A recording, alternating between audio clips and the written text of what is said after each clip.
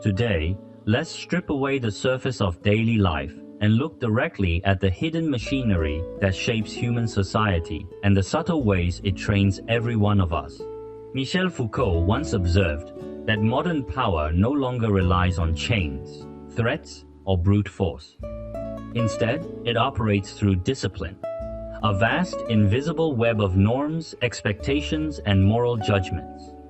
No one needs to stand behind you with a whip. The system has already taught you to run along the track it designed. If we translate Foucault's insight into psychological terms, we arrive at Eric Berne's theory of life scripts. Berne argued that long before we develop independent thought or the ability to resist, a deep layer of programming has already been installed in our subconscious. The programmers are familiar: our parents, our teachers, the cultural traditions we inherit, and the consumerist media that surrounds us from childhood. From the moment you begin to understand the world, this script starts feeding you a standardized formula for success. The formula is precise, almost mechanical. Study hard, enter a good university, secure a respectable job, save relentlessly, take on a mortgage that lasts decades, buy a house, marry at the socially approved age, have children, invest everything into them so they can repeat. Your path with equal precision. This is the master blueprint society hands to everyone, presented as the only legitimate version of a normal life. But here is the uncomfortable question we must face with honesty. Is this truly your desire, or merely the performance metrics society has assigned to you? In the agricultural age, people were bound to the land. In the modern age, people are bound by debt and the milestones of consumerism anchors that keep most individuals fixed to the class and trajectory they were born into. A mortgage is one of the most effective stabilizers ever invented. The moment you shoulder 30 years of debt, you instinctively reshape yourself into a compliant economic unit, high output, low risk. Marriage and child rearing tighten the net even further, binding you into a dense lattice of obligations. You cease to be a free individual. You become a gear in a vast machine, required to keep turning, required to consume, required to remain stable. The genius of discipline is its camouflage. It disguises society's needs as your personal desires. You think you are striving for your own happiness, but in truth you are faithfully executing a life script that was installed long before you had the ability to question it. You have internalized society's expectations so deeply that you can no longer tell which voice is yours and which is the echo of the system. The most chilling part of modern discipline is not that someone is watching you, it's that you have been trained to watch yourself. Listen to your inner dialogue. What happens the moment you consider stepping off the script? Imagine you're 35. Suddenly, you don't want to pour your savings into a bigger apartment in a better school district. You want to quit your prestigious but soul-draining job and open a tiny flower shop that may never turn a profit. Or you simply want to take a year off and do nothing. Your first reaction is rarely joy. It is fear sharp, rising, irrational, and then guilt. A guilt so strong it feels like moral failure. But why? You haven't harmed anyone. You're spending your own money. Yet shame floods you as if you've broken some sacred rule. That is the inner overseer at work, whispering, "You're falling behind. You're irresponsible. Everyone else is running. How dare you stop?" Consider something even more ordinary. After 5 draining days of work, the weekend should be a sanctuary. But the script insists that a good person must always be productive, always improving. So when you try to lie on the sofa for an afternoon, anxiety creeps in. You scroll through social media and see others attending industry conferences or enrolling their children in elite classes. Your guilt spikes. You feel like a failure professionally, parentally, existentially. So you drag yourself up, open your laptop, answer emails, or sign your child up for yet another unnecessary program. You feel tired, but also strangely relieved. You have disciplined yourself back into alignment. You have proven you are still running with the herd. Most people push their boulder uphill not because they love the summit, but because they fear the consequences of stopping. The track is crowded, the air thin, everyone sprinting blindly. You don't know what lies at the finish line. You only know that everyone else is running, so stopping feels like death. Evolution wired us to fear separation from the group. To soothe that ancient terror, we surrender authorship of our own lives in exchange for the comforting badge of normal. And the price we pay is enormous. Our vitality, our individuality, our curiosity spent like toll fees on a road we never chose. This is why you feel so unbearably tired. Your home looks respectable. Your car is sensible. Your child shines, but beneath these polished surfaces, the real you is suffocating. You function flawlessly. You are a responsible adult. But the cost is the quiet disappearance of your authentic self. This is how society turns potential brilliance into uniform mediocrity. Your mediocrity is not a personal failure. It is the intended outcome of a meticulously engineered system. Only when you recognize the nature of discipline, only when you decode the script, can you begin to find the leverage to pry open the bars of the cage. Once we understand how society implants its invisible script into our minds, we must examine how this plays out in the social arenas of everyday life. Picture this. You drive an old car that has served you faithfully for years. It's reliable, economical, and perfectly adequate. You've never cared much about cars anyway. But suddenly, colleagues at your level are upgrading to luxury SUVs. A college classmate who once struggled academically posts a shiny new Tesla. At a family gathering, a relative glances at your car and jokes, "Still driving this? With your status now, isn't that a bit embarrassing?" In that moment, something shifts. A small weed takes root in your mind. The car that once felt loyal now feels shameful. You begin calculating your savings, wondering whether you should take on a loan you never needed just to buy a car that matches your identity.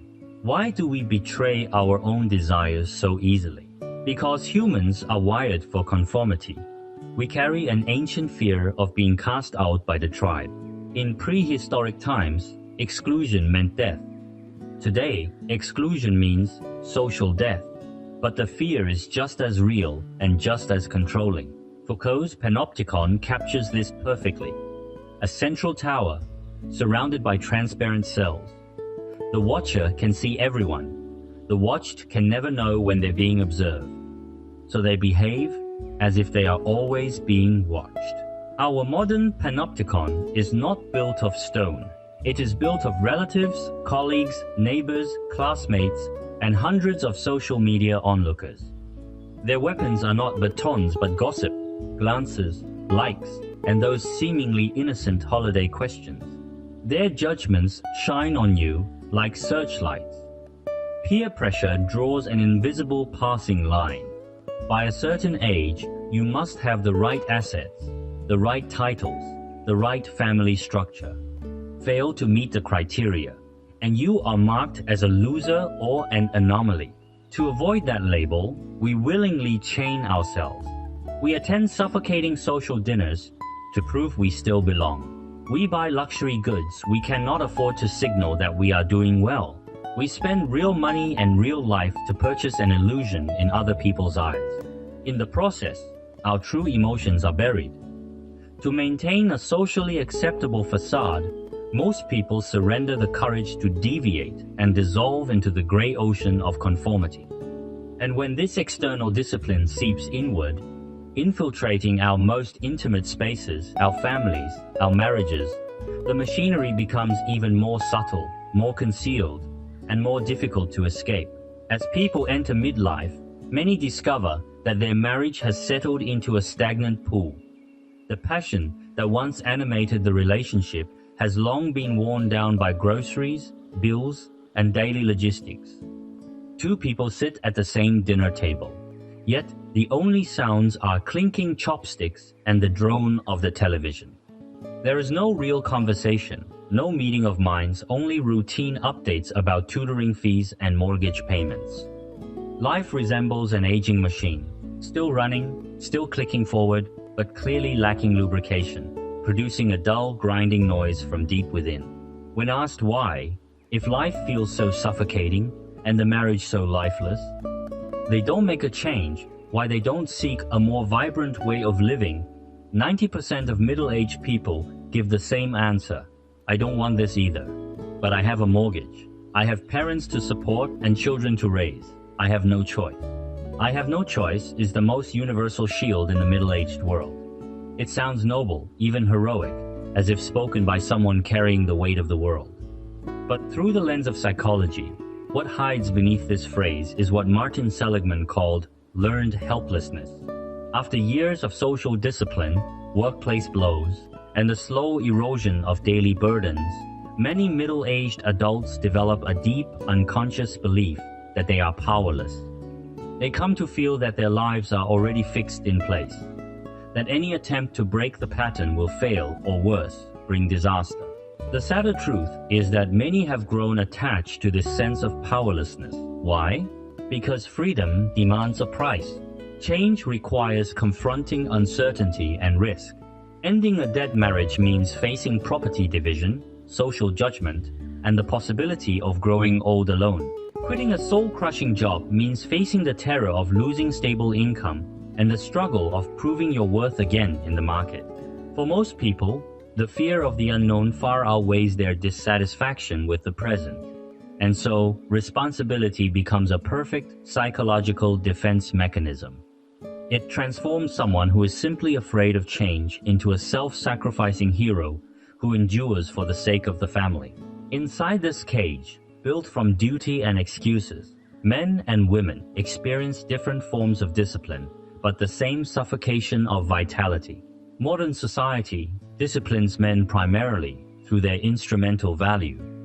A middle-aged man's worth both socially and within his family is often measured directly by his earning power. Culture whispers relentlessly. A good man is a reliable ATM. He must not show weakness, must not complain, must not indulge in dreams that cannot be monetized. Under this pressure, men sever their connection to their own vulnerability. They become silent, internalizing every burden. They dare not stop, because they fear that if they cease to provide materially, their value in the family and in society will collapse to zero. They live to pay bills, to maintain a lifestyle that looks good to others, yet forget entirely how to nourish their own soul. Women, meanwhile, are disciplined through the logic of sacrifice. Even though modern women fight fiercely in the workplace, the invisible template of the good wife and good mother still clamps onto them like a tightening spell. Society praises maternal selflessness and devotion praise that functions as a sophisticated form of control. Once a woman has children, she is often pushed into the background of the household. If she pursues her career or simply wants to keep a personal hobby, voices quickly accuse her of being selfish or neglectful. Over time, many women fuse their identity entirely with their husband and children. They lose their own name and become someone's wife, someone's mother.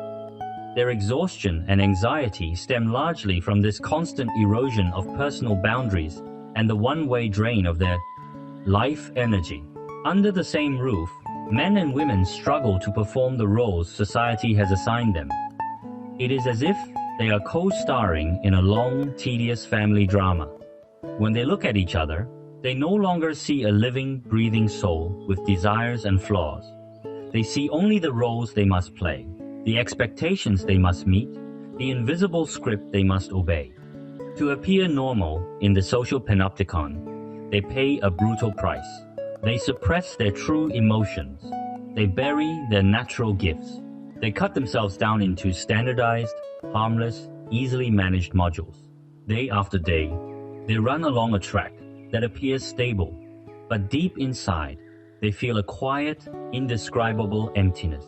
When this inner exhaustion accumulates to a certain point, an eruption becomes inevitable. It is the last, desperate rebellion of a life force that has been suppressed for too long. Yet society and consumerist culture insist that your confusion, anxiety, insomnia, and low mood are symptoms of personal malfunction. They tell you to fix yourself by joining a gym, buying expensive clothes, booking therapy sessions, or taking a spontaneous family vacation to heal. But if, in that moment, you can pause and examine your life with clarity, if you can recognize the mechanisms of discipline operating beneath the surface, you can transform this crisis into a moment of metamorphosis. You can reclaim the controls of your own body, debug the operating system in your mind, and begin rewriting the code. So how do we do this? The world is flooded with reckless, irresponsible, motivational advice. They preach absolute freedom. Quit your job today. Sell your house and travel the world. Abandon your family to pursue a so-called soulmate. For an adult carrying real responsibilities, these are not solutions, they are detonations. We must accept that awakening does not erase mortgages. Children still need stability. The task before us is not to escape gravity, but to reclaim authorship of our lives without flipping the entire table. Here is a psychological strategy that works: micro-rebellion and boundary reconstruction. If discipline is everywhere, then our resistance must be subtle, distributed, and persistent. 1. Micro-rebellion in daily life. Reclaiming 10% of your time. Begin by forcibly reserving 10% of each day as sacred personal time. Out of 24 hours, that is roughly 2.5 hours. During this time, you draw a psychological and physical boundary that is absolute. For these 2.5 hours, you are not someone's employee, spouse, or parent. You do not need to be productive. You do not need to learn anything useful. You do not need to manage anyone's emotions. You may spend this time doing things that society considers useless. Waking an hour early just to watch the sunrise with a quiet cup of tea. Sitting in your parked car after work, listening to a full vinyl record before going upstairs. Picking up the paintbrush you abandoned in your youth. Not for exhibitions, but for doodling. This 10% is your sovereign territory. Your declaration of independence from the disciplinary system. Over time, it rewires your nervous system, reminding you, I am a person with time that belongs to no one but myself. 2. Micro-rebellion in social life. The art of elegant refusal. Next, dismantle the illusion of the social panopticon. Those networks and circles you fear losing are often nothing more than groups of prisoners monitoring one another. Starting today, decline the meaningless dinners and drinking sessions that exist only to maintain the illusion of belonging. At first, you will feel guilt and anxiety. You will fear being excluded. But after a few refusals, you will discover that the sky does not fall. Those who distance themselves because you skipped a drink were never essential to your life. And those who truly matter will not vanish because you drew a boundary. Every firm no weakens the gravitational pull of external discipline. You stop feeding on likes, flattery, and approval. You begin to enjoy the clarity of social distance. 3. Micro-rebellion in thought. Dismantling the artificial timeline. Finally, and most profoundly, stop measuring your life with someone else's timeline. The painful milestones of 30 and established, 40 and enlightened, are industrial-era inventions designed to manage labor, not to guide human flourishing. Nature never decrees that a flower must bloom in April or that a tree must reach 10 meters by a certain year. Dismantle this artificial racetrack. Pull your gaze away from the competitors on your left and right. Turn inward toward the landscape of your own mind. Stop comparing cars, salaries, and children's achievements. Someone else's chapter 5 has nothing to do with your chapter 3. If, at this stage of life, you want a low-pressure job that pays modestly but gives you time to read and daydream, then that is your perfect pace. When you stop horizontal comparison, the invisible tower that once monitored your every move collapses. You finally breathe at your own rhythm. Your worth is no longer determined by society's averages, but by the peace within your own chest, the stone and the ascent. Life often feels like pushing a heavy stone uphill. You cannot eliminate gravity, nor can you shed every responsibility. But while the act of pushing may be unavoidable, the manner in which you push is entirely yours to choose. Most people push with their heads down, teeth clenched, full of resentment. They believe the stone is a curse imposed by the world. But someone who has seen through the machinery of discipline pushes differently. He does not complain. He knows it is only a game. He pauses when needed, wipes his sweat, notices the wildflowers by the path, feels the breeze moving through the valley. Freedom, at last. Discipline is powerful. It builds cages and forges chains. But freedom has never required a perfect environment. True freedom is the ability to choose, even after recognizing every limitation. When you stop being held hostage by false expectations, when you reclaim your territory through small acts of rebellion, when you redraw your boundaries inch by inch, you learn to dance even while wearing the chains of responsibility. Do not fear the shift in your life's trajectory. It is the beginning of your transformation from a programmed entity into a real human being. Take back your authorship. Redraw your boundaries. In this seemingly closed-loop world, write a life that is vivid, unrepeatable, and unmistakably your own. This is not only a weapon against mediocrity. It is your deepest act of respect for the one life you have.